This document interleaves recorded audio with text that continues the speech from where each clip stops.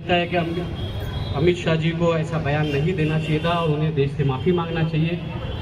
अंबेडकर जी हमारे आइडियल है और हम चाहते हैं कि हमारा देश का हर बच्चा उनको कॉपी करे, उनके जैसा बने और आगे बढ़े।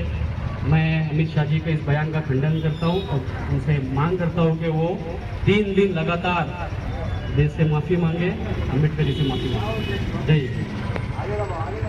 जय जय जय जय जय भीम, जय भीम, जय जय जय जय जय भीम, जय भीम, जय भीम। बाबासाहेबांचं नाव घेते, संविधानाचं नाव घेते, त्यामुळं अमित शहा सारखा माणूस उठतो आणि काय आंबेडकर आंबेडकर आंबेडकर हा एवढं देवाचं नाव घेतलं असतं तर स्वर्ग मिळाला असता। आम्हाला बऱ्याच आपण मागण्या केलेल्या आहेत। परभणी येथील जे हत्याकांड झालेला आहे। लोकहित में आप सभी का स्वागत है। मैं हूं मुनव्वर शेख। मैं इस वक्त मौजूद हूं गोवंडी के बैगनवाड़ी की सिग्नल के बाद, जहां पर आज फिर अमित शाह ने जिस तरह से जो बाबा साहेब अम्बेडकर को जिस तरह से टिप्पणी करने के बाद देश भर में जो है लगातार अलग अलग तरीके से विरोध हुए। हम आज इस वक्त इस क्षेत्र में मौजूद है जहाँ पर आप देख सकते हैं बैगनवाड़ी में भीमराव बाबा साहेब अम्बेडकर की यहाँ पर आज सारे कार्यकर्ता यहाँ पर मौजूद थे, जिसमें मुस्लिम भानु बहनी सारे लोग ने यहाँ पे आकर सपोर्ट किया। हम बात करेंगे सबसे। भाई क्या कहना चाहिए आज फिर से जो जिस तरह से अमित शाह ने टिप्पणी करी अम्बेडकर को लेकर, बाबा साहब अम्बेडकर को लेकर, क्या कहना चाहिए इस बारे में? देखिए, बाबा साहब अम्बेडकर इस देश के आइडियल है, वो इस देश के सबसे पढ़े लिखे व्यक्ति है और अमित शाह ने जो बयान दिया वो सरासर गलत बयान है। और मुझे लगता है कि वो सिर्फ दलित समाज, बुद्ध समाज के लोगों को अभी चेक कर रहे हैं। वो लोग सिर्फ अभी देख रहे हैं कि वो कितने जागरूक है, वो इस समाज के नौजवान अभी कितने जागरूक है। वो ये सिर्फ अभी ट्रायल ले रहे थे। अगर ये समाज इस बात को लेके सड़क पे नहीं आता है, पुरजोर से अपनी आवाज़ नहीं उठाता है, तो मुझे लगता है कि इस तरीके इंसिडेंट और आगे होंगे। इस समाज को दबाने के लिए वो सारे प्रयत्न करेंगे, क्योंकि संविधान को रचने वाले, संविधान को लिखने वाले बाबा साहब अम्बेडकर और उनके समाज के जो लोग हैं, देखो मुस्लिम समाज के लोगों को तो उन्होंने बहुत परेशान किया, मुस्लिम समाज के लोगों को उन्होंने दबा दिया। और मुस्लिम समाज सिर्फ इसलिए चुप है, वो इसलिए जवाब नहीं देता कि वो इस देश में दंगे नहीं चाहता, वो इस देश में भेदभाव को बढ़ावा नहीं देना चाहता। हिंदू समाज जो है वो हमारे बड़े भाई है। मुस्लिम समाज इस बात अत्याचार इसलिए सहता है कि कहीं हमारे आवाज़ उठाने की वजह से दंगे ना भड़क जाए, हमारे ऊपर अत्याचार हो रहे, हम उसे सह रहे। अब ये लोग, मनुवादी लोग, अब जय भीम समाज, बुद्ध समाज और दलित समाज के ऊपर ये चीज़ों को ट्रायल कर रहे हैं। वो देख रहे हैं कि ये समाज कितना जागरूक है, इनका नौजवान अभी भी मोबाइल में लगा हुआ है या उन्हें अभी भी डॉक्टर बाबा साहब अम्बेडकर से प्यार है। मैं ऐसा मशवरा दूंगा दलित समाज के लोगों को, बुद्ध समाज के लोगों को, कि वो इस बात को पुरजोर तरीके से उठाए। वो कितने जागरूक है, वो बाबा साहब से कितनी मोहब्बत करते हैं, वो इस बात को दिखाए।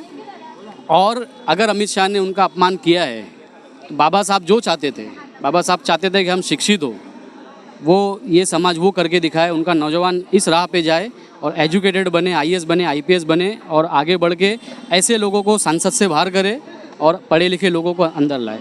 मैं अमित शाह से कहता हूँ कि वो इस बयान पे माफ़ी मांगे और उन दिल से वो सोचे कि बाबा साहब ने इस देश को क्या दिया। बाबा साहब ने इस देश को बहुत इज्जत दी है, विदेश में हमारा नाम हुआ है बाबा साहब की वजह से। अमित शाह को इस बात पे शर्म आना चाहिए और उन्हें माफ़ी मांगना चाहिए।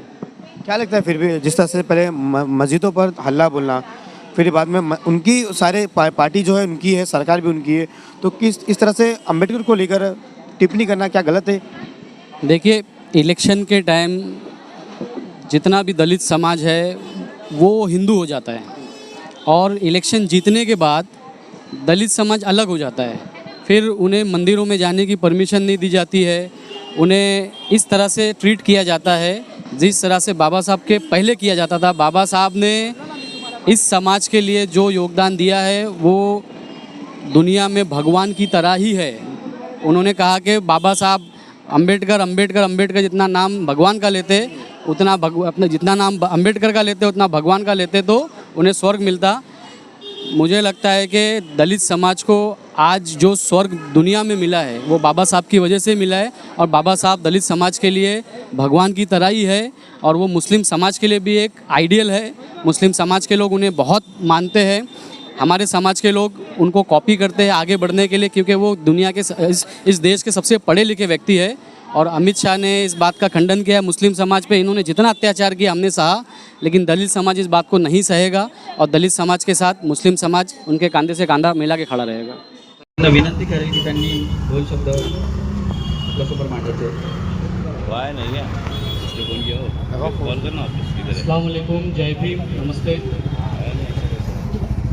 अमित शाह जी ने जो बयान दिया है वो बहुत ही हल्का बयान है।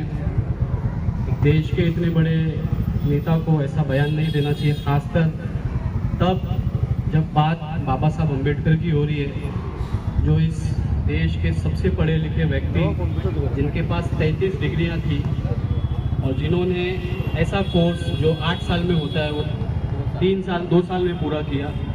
वो हमारे लिए एक प्रेरणा है, हमारे लिए एक सबक है। उन्होंने सिर्फ दलितों के लिए नहीं, उन्होंने हिंदुस्तान के हर किसी व्यक्ति के लिए जो दबा और कुचला है उनके लिए आवाज़ उठाई, देश का संविधान लिखा। और आज गरीबों को जो अधिकार मिले हैं उसमें बाबा साहब का बहुत बड़ा योगदान है। मुझे लगता है कि अमित शाह जी को ऐसा बयान नहीं देना चाहिए था और उन्हें देश से माफ़ी मांगना चाहिए।